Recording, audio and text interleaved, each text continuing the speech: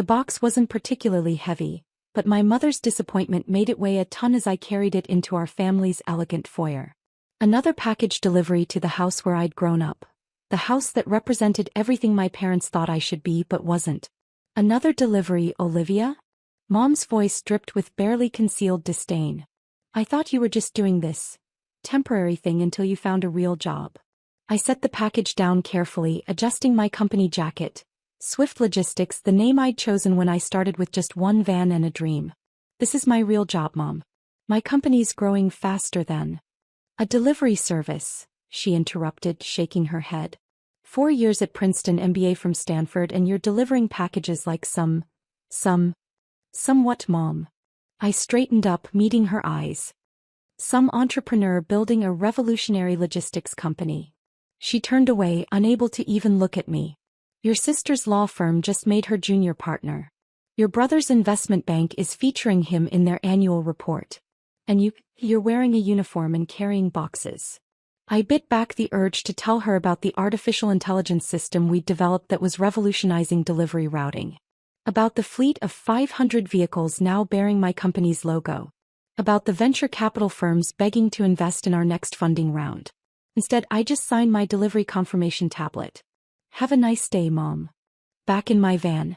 Not really my van anymore since I had a whole fleet, but I still did personal deliveries to stay connected to the business. I checked my phone. 3 missed calls from my CFO, 2 from our lead investor, and a text from my brother Thomas. Family dinner tonight. Mom's upset about seeing you in that delivery uniform again. Maybe it's time to admit this experiment failed. Experiment. That's what they called my company. As if revolutionizing the logistics industry was just a phase I needed to get out of my system. I drove to Swift Logistics headquarters. Not that my family had ever visited. The gleaming 12-story building in downtown Seattle housed over 400 employees, our AI development team, and the most sophisticated logistics management system in the industry. Miss Chin, my assistant, greeted me as I stepped off the executive elevator. The board is waiting in the conference room. And the Goldman Sachs team is here for the IPO discussion.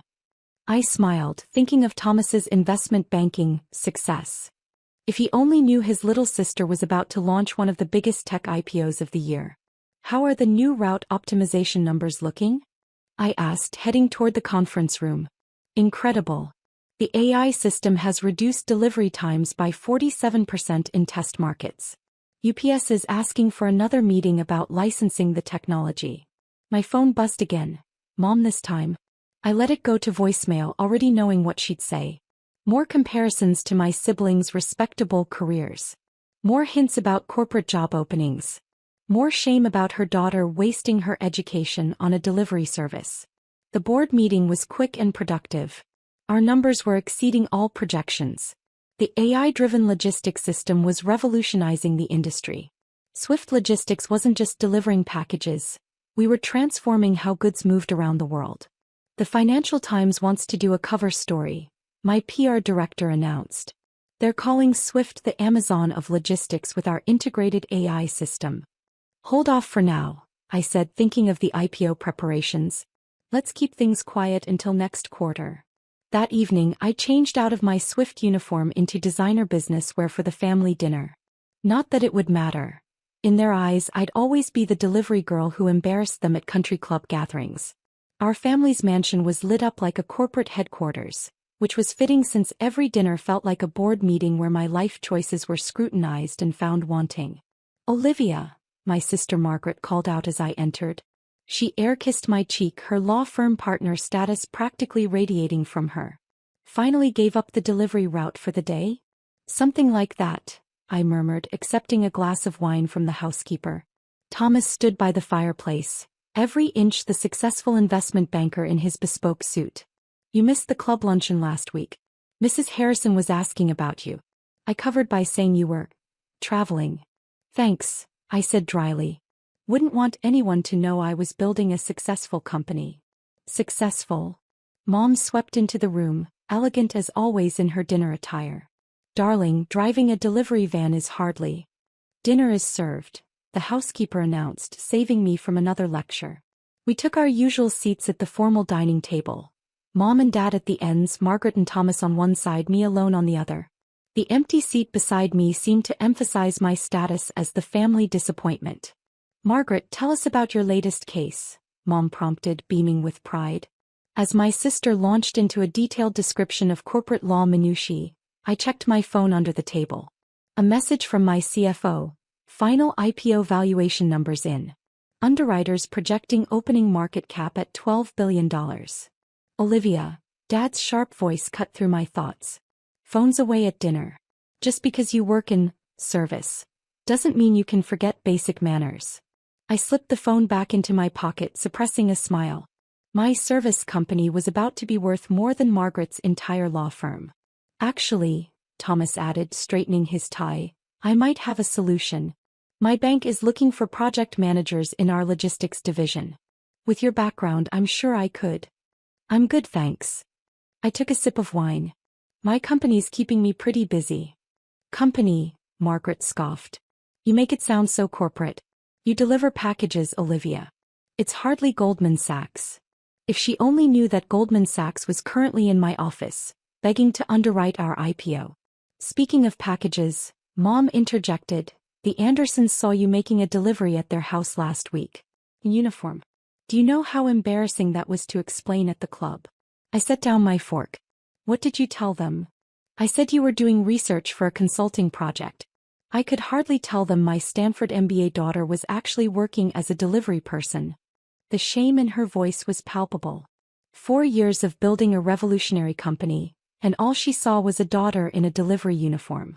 You know, Thomas said, checking his banker's watch, I heard an interesting rumor at work today. Some tech logistics company is preparing for a major IPO. Supposedly revolutionary AI system for delivery optimization. Could be a good investment opportunity. I nearly choked on my wine. He was talking about my company, not realizing his embarrassing delivery service sister was about to become one of his bank's biggest IPO stories. That's nice, dear, Mom said dismissively. But let's talk about something important. Margaret, when is the law firm's charity gala? As the conversation drifted back to my siblings' achievements, I thought about the morning's board meeting. About the Forbes reporter waiting to interview me. About the valuation numbers that would soon make headlines. My phone buzzed again, this time with an alert from our AI system. A potential routing issue in our Southeast division. I stood up. Sorry, have to take care of something at work.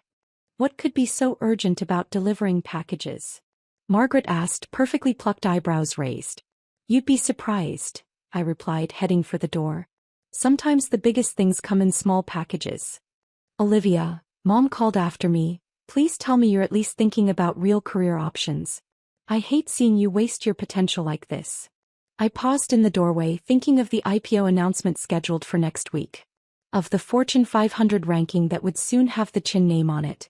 Just not the way my family expected. Don't worry, Mom. I think you'll be surprised by what I've been delivering.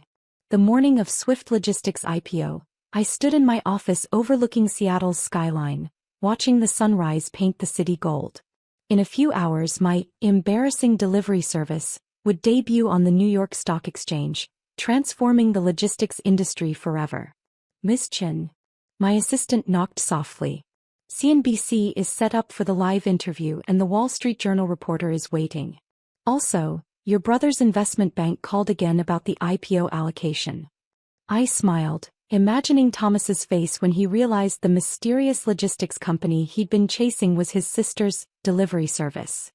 Tell them I'll be right there. And Sarah? Send me the final press package. My phone buzzed, another message from Mom. Olivia, Mrs. Peterson saw you in that delivery uniform again.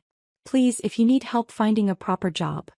I set the phone aside and opened the press release that would soon hit every major news outlet.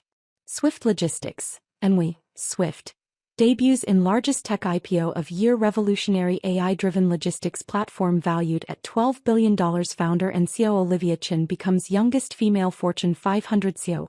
The CNBC interview went smoothly. I explained our AI technology, our growth metrics, our vision for the future of logistics. The reporter was particularly interested in our proprietary routing algorithms that had cut delivery times in half. And you built this from a single delivery van? He asked, clearly impressed. Sometimes the best way to revolutionize an industry is to understand it from the ground up, I replied, thinking of all the deliveries I still did personally. Halfway through the interview, my phone lit up with messages from Thomas. What? The Swift Logistics IPO. That's your company? Why didn't you tell me? I've been working on this deal for months. Mom and Dad are watching CNBC right now. I focused on the interview, explaining how Swift's technology was transforming not just delivery services, but the entire supply chain industry. Our AI system wasn't just plotting routes, it was predicting demand patterns, optimizing warehouse locations, and revolutionizing how goods moved around the world. As soon as the interview ended, my CFO rushed in. We're opening at $145 per share, 50% above the IPO price. The market's going crazy. I checked my phone again. Dozens of missed calls from family members. Text messages from Margaret about keeping secrets. And one voicemail from my mother, her voice shaking. Olivia, we're watching the financial news. Your company, the IPO, please call us. But I had more important things to focus on. The opening bell ceremony was streaming live from New York, where our leadership team was ready to ring in Swift's public trading debut. On the massive screen in my office, I watched as our company logo lit up Times Square. Trading has begun, my CFO announced. Stocks already up 75%. You're officially a billionaire, Olivia. I thought about all the family dinners where they'd dismissed my work. All the country club whispers about the Chin daughter, playing delivery person. All the times my mother had tried to hide my occupation from her friends. Miss Chin. My assistant appeared again. Your parents and siblings are here. They're quite insistent. I straightened my Swift Logistics jacket, the same uniform my mother had been so ashamed of. Send them in. They burst into my office like a storm of designer clothes and disbelief. Mom stopped short, taking in the expansive space, the wall of awards, the live stock ticker showing Swift's soaring share price. Olivia, she whispered. This is your company? Welcome to Swift Logistics World Headquarters, I said calmly. Or as you preferred to call it, my delivery service. Thomas stepped forward, still clutching his banker's portfolio. Why didn't you tell us? I've been analyzing this IPO for weeks. The AI technology, the growth metrics, the market penetration. It's revolutionary. Would you have believed me? I asked quietly. When all you saw was your little sister delivering packages? Margaret sank into one of my office's leather chairs. The Financial Times article. That was about you. The future of logistics. Turns out delivering packages was more than just an embarrassment to the family name, I said, turning to face the wall of screens showing Swift's operations across the country. Our AI system has transformed how goods move around the world. Those packages you were so ashamed of me delivering? They were building this. My mother stepped closer, her hand trembling as she touched my company jacket. All those deliveries. You were the CEO. Why did you keep doing them? Because great leaders understand their business from the ground up. Every package I delivered taught me something about making this company better. The office door opened again. This time it was Mrs. Peterson, one of Mom's country club friends whose home I'd delivered to just last week. But she wasn't here for a delivery. Olivia. Congratulations on the IPO. She rushed forward to hug me. I just had to come thank you in person. Our company's partnership with Swift has transformed our entire distribution system. Mom's face went pale. Partnership. Oh yes, Mrs. Peterson gushed. Swift's technology has cut our logistics costs by 40%.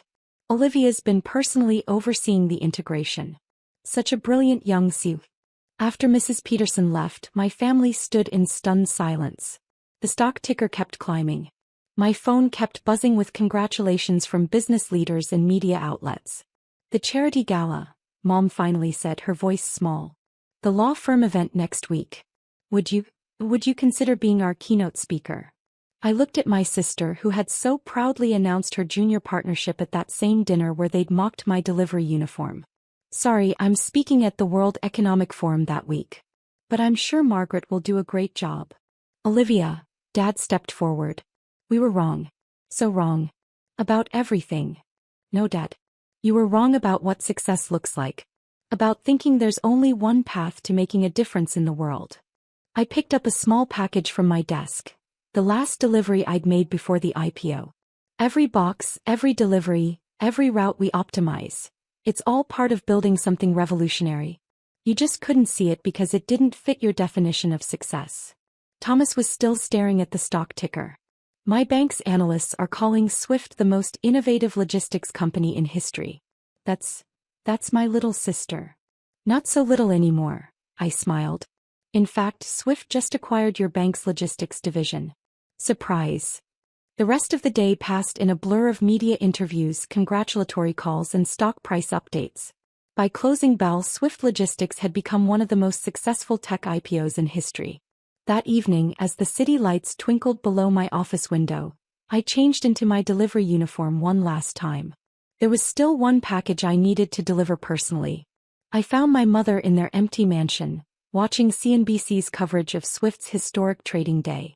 Special delivery, I said, holding out a small box. Inside was my old Stanford MBA diploma, along with a note. Some deliveries change the world. Love, your daughter, the CEO. She looked up at me, tears in her eyes. I was so focused on the uniform I couldn't see the empire you were building. That's the thing about packages, Mom. You never know which one might contain something revolutionary. 1 year later, Swift Logistics had transformed from a delivery service into a global technology leader. Our AI system had become the industry standard.